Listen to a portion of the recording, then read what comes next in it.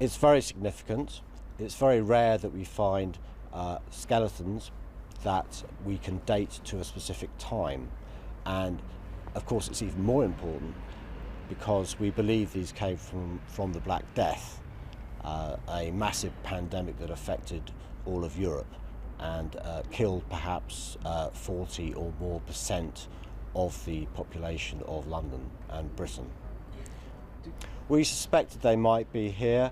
We know that there was a later cemetery associated with Charterhouse, but we also knew that there was this earlier cemetery that was used for the Black Death specifically. And the pottery evidence within the graves shows us that these are probably from that earlier cemetery.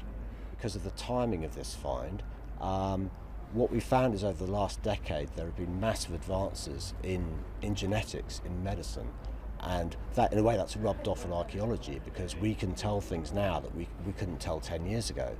And studies that have been done on other Black Death cemeteries have been able to not only identify the pathogen, but also look at the strain of the pathogen and look at the epidemiology, the evolution of the disease through time.